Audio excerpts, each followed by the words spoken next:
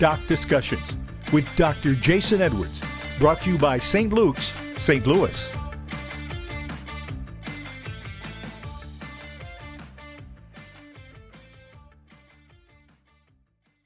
Hello, this is Jason Edwards, and this is Doc Discussions. I'm here with Dr. Jeremy Leidenfrost, a cardiothoracic surgeon.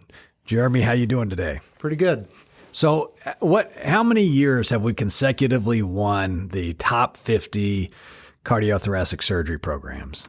I think we're in the sixth year. In the sixth year. Sixth year. How about that? And you're kind of the lead. You do the most cardiac cases, is that right? Out of the crew? I'm probably the busiest cardiac surgeon right now. My partner, Ryan Reedy, is just as busy of a surgeon as I am, but he does a lot of thoracic surgery work as well.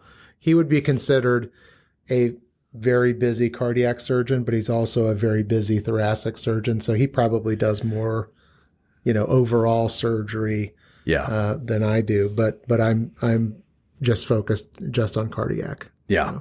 Yeah. And actually, Mike and Ogawa and I were talking about this before. It is good to be busy. I mean, it makes you better. You see a lot of cases. You see all the weird stuff that comes along. And so I feel I'm always very proud, to be a busy doctor. And I'm sure you and Ryan are too. Yeah.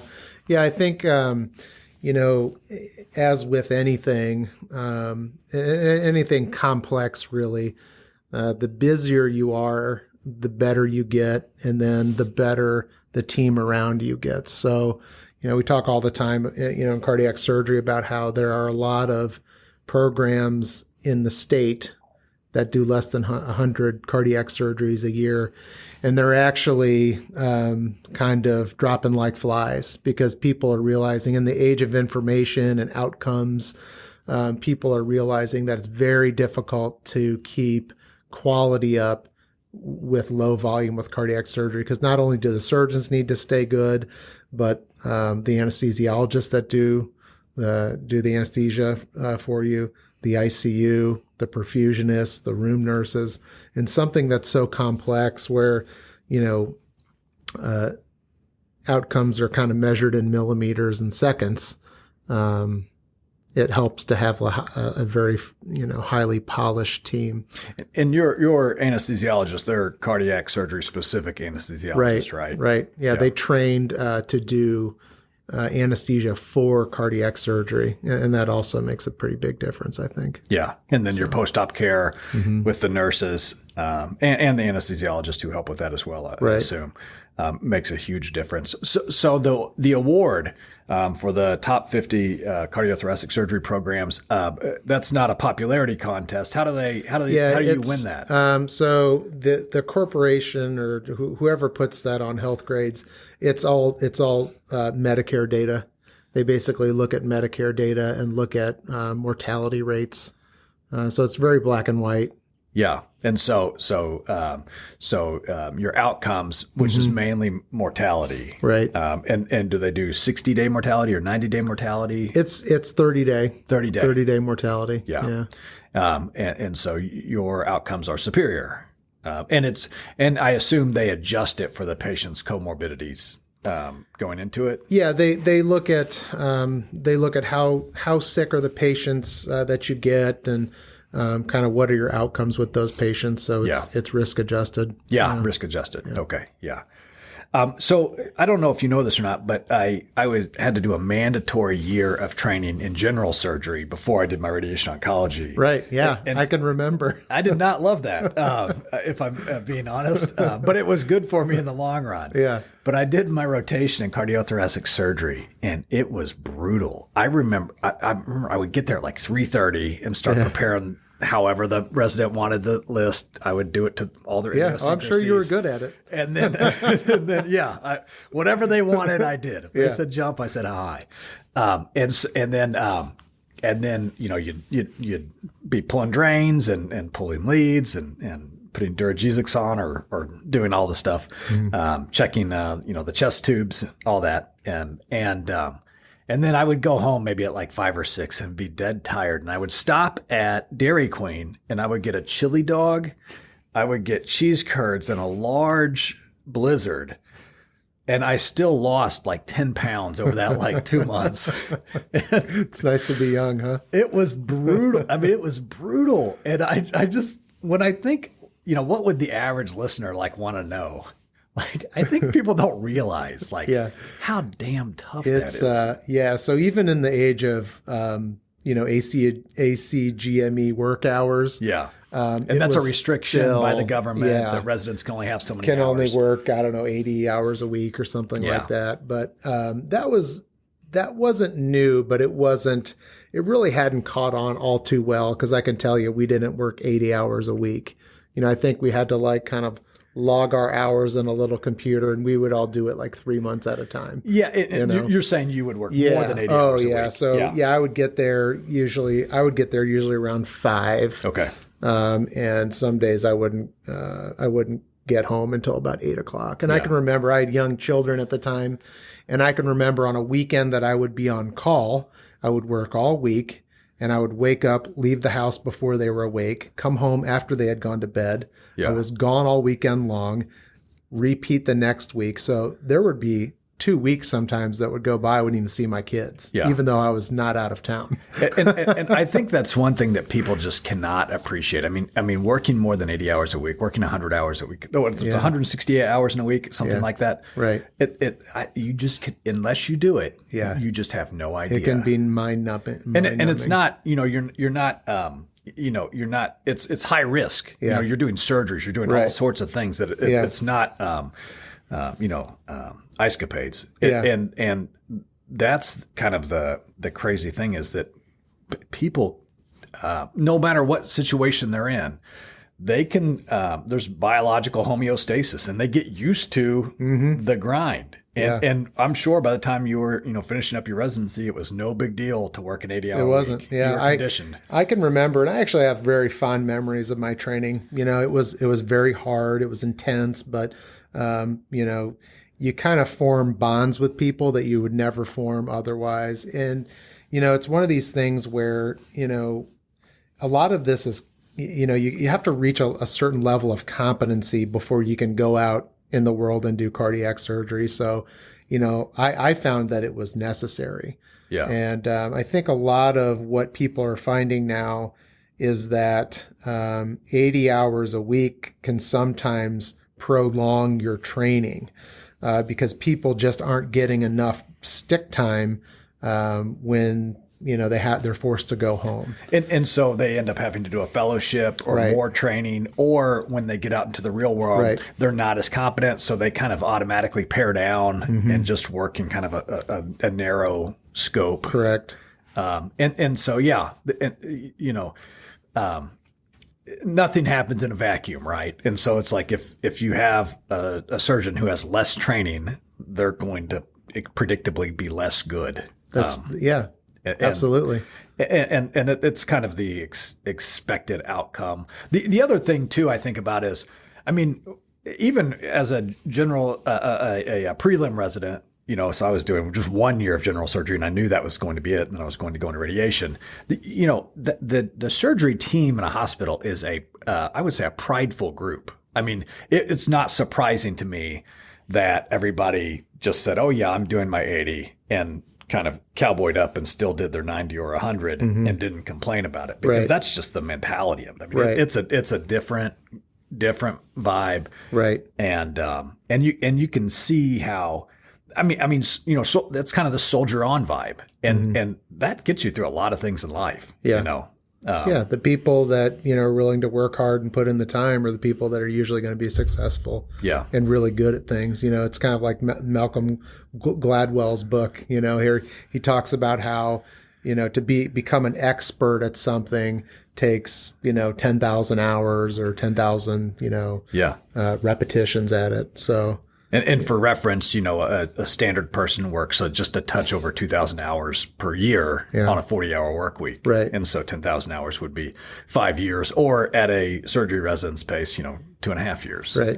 But you got to get your reps in, no matter what it is. Absolutely. And so now that you're in your practice, you're still getting your reps in, and which keeps you sharp, right?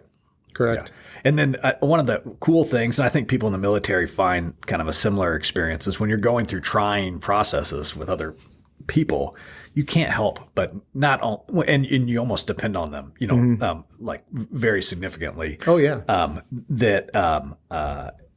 Life and death hangs in the balance, and you're depending on if somebody says they're going to do something, that they do it. You can't help but form very strong bonds that even if you don't see them for a while, right? Are yeah. longitudinal. Yeah, I happened to come through with a group of fellows they were all just incredible people, very, very strong, smart, hardworking people, and it made my fellowship easier because I could rely on them. And when it came to study for boards, we all kind of had our strengths and weaknesses knowledge-wise, and we would all, you take your boards a year after you go out into practice.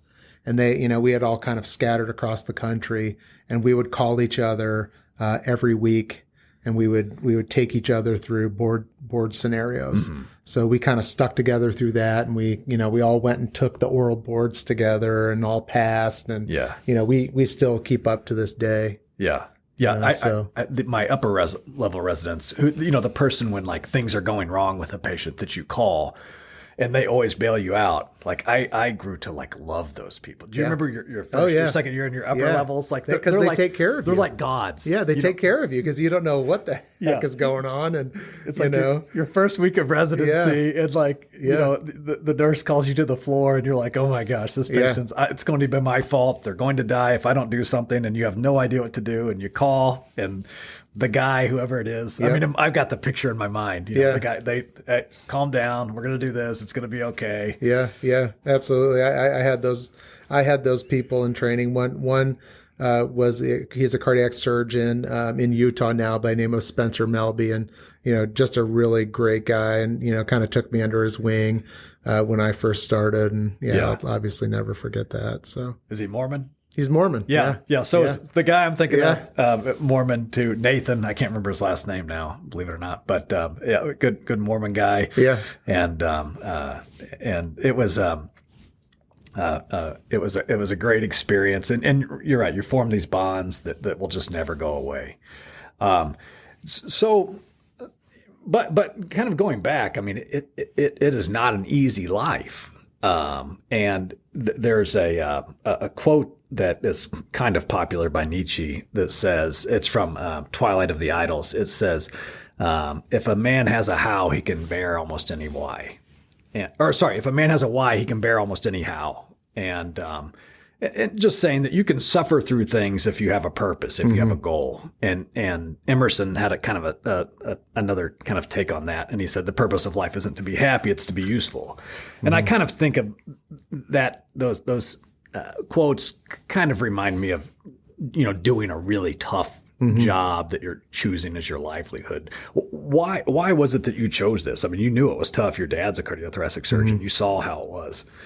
Yeah. I mean, I grew up kind of watching him in practice. I would come and round with him as a kid. And is that right? And it always, it was always neat to round with him because, I mean, back in the day, we would like go into the patient's room and the patient, would always say, oh my God, your dad saved my life. And, you should, that's so cool that you're rounding with him. You should follow in his footsteps. And, so I heard that countless times, know, and I thought, well, why not? Right.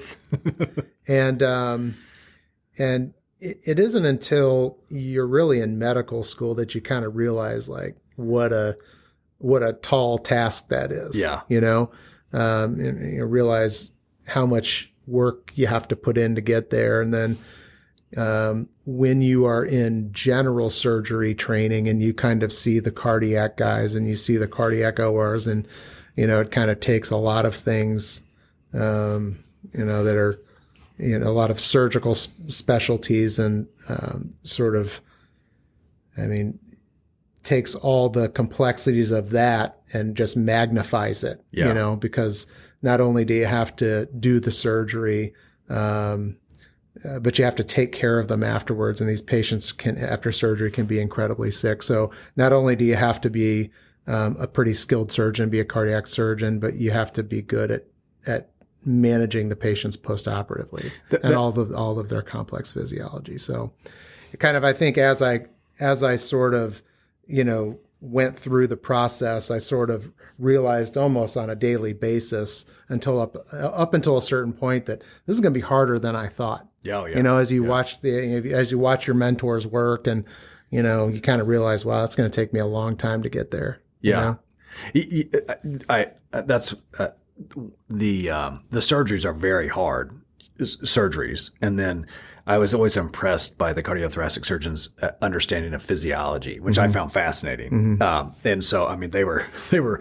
really technically sound, but also really smart. But it's like, so you're in medical school or even in general surgery residency, and you're staring at like 10 mountains, and you find the mountain that's the biggest mountain, and you're like, I think I'll climb that I want to one. do that one. Yeah. And then halfway up, sometimes you're like, oh no, why did I choose this mountain? I could have been done a mile ago. And it's like you can cry, you can whine, but you got to keep going. That's right. Yeah, man. Yeah. And so how would you feel if you weren't a cardiothoracic surgeon? How would I feel? I don't know. Luckily, you didn't have to find out. Yeah, right? I didn't have to find out. I mean, I was lucky enough to kind of, go to a place that gave me good enough training to go out in the world and make it. There are a lot of people that don't. Yeah. There are a lot of people that go out and just can't, for whatever reason, whether it's because they didn't get a good job with good protection from a senior partner, or they didn't get, good enough training, or whatever the reason. There are a lot of people that go out into cardiac surgery and don't actually end up doing that for a living. So I feel incredibly fortunate to actually be practicing and be at a good place. Yeah. And good fortune follows hard work too. Right. So, no, that's great. And then we had a very well-known cardiothoracic surgery program here, but I think it became more well-known when you got here. And so there's another kind of element here is that of practice building, which, nobody learns anything about in residency. Yeah, exactly. Yeah. I kind of built on what, had been, here for a while, and it had a very solid backbone, obviously, an incredible team, and we just kept kind of building on that. And since Ryan's come, we've, made it even better. Yeah. Making thoracic what it is today. And Ryan trained at Baylor, right? Texas Heart. Yeah. Yeah. And so is that where DeBakey was? And DeBakey's kind of like the godfather of surgery, right? Everybody knows DeBakey. Cooley, he has and instruments. DeBakey and those guys. Yeah. Yeah. And so he trained there, and DeBakey, he had probably passed away before Ryan finished his training. I think he was actually still alive while he was there. And I think he worked like all the way until the end, right? Yeah. Yeah. And so, so Ryan trained at a very renowned program, and then came here, and so we've got a pretty solid team here. And your dad still does surgeries? Still working. Yeah. And your dad's in great shape too. Yeah. Every time I look at him, he looks younger. He exercises every day. Yeah. He's a big swimmer, right? Big swimmer. Yeah. And so, and that's kind of, something that younger guys like me and you, we can look at your dad and say, okay, if we got to tune the instrument, right? Keep your body in shape. Yeah. Do you work out? I try. Yeah. It's like kind of, it's fallen off a little bit, kind of as you get busier in your career. You'll have really busy days, and you'll go home, and I just sometimes don't have energy to do it. Yeah. I do 40 push-ups every morning. Okay. And I try to run the hospital steps twice a day, which is like all the way from the lower level to the ninth floor. And that'll get you huffing and puffing. Oh yeah. Yeah. That'll do it.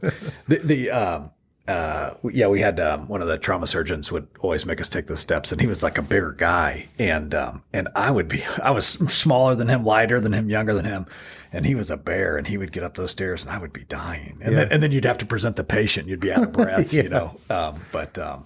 No, you guys have a good thing going here. And so are most of your patients from St. Luke's, or what percentage would you say come from outside of St. Luke's? So it's interesting. My practice, the last time we looked at my cases, about 70% of my cases come from outside. Oh, really? Yeah. 70%. So we get a lot from St. Charles. We get a lot from Southern Missouri, Cape and Yeah. and Rolla, things like that. So I've got a funny story. I'll end on this. I've got a patient who I've seen for years, and I love him. He's hilarious. We treated him years ago, and he was having some cardiac issues, and he lives in rural Missouri, and he went to. The helicopter came to pick him up wherever he was. I don't know how it transpired, and the helicopter said that they were going to take him to another hospital. And he said, "Boys, if you're not taking me to St. Luke's, you might as well just leave me here." And they flew him up here in the helicopter. And he's a total character. But I mean, I guess that was the magic words, and then they got him here. yeah, people love this place. I mean, it's a good hospital. It's got amazing nursing care, and I think you'll sort of as a fellow, we kind of went all over St. Louis to went to Christian, went to Barnesville County, and some places within town, and you come here and there's such a difference in the nursing care. Yeah. So that's a big part of it. It's just this is a really good hospital to huge be part at. of it. We have an army of cardiologists. Yeah. And so if you're having, I had chest pain one day. I came home and I was having like 20 PVCs a minute, which is an arrhythmia, or not an arrhythmia, but I don't know what you call it. But I didn't feel right. Right. And so I called Craig Reese and I said, "Craig, I don't know what's going on, but I'm having like some weird palpitations and my Apple Watch is going off." Yeah. And he said, "Come to the ER." And, he did his thing. He came in and took over. Yeah. And, man, I felt so at ease just knowing Craig was there. Everything was fine. My magnesium level was low. Too much work. But anyway, I felt more – I was scared, to be honest, and I felt more comfortable being here for sure as soon as, the cardiologist came to the ER immediately. But, well, Jeremy, I appreciate you. I like working with you, and it's always good sharing time with you. And so thanks for all that you and your team do. We really appreciate you. All right. I appreciate it. Thanks, Jason. You bet. Thank you for joining us for this episode of Doc Discussions with Dr. Jason Edwards. Be sure to check out our other episodes and tell your friends.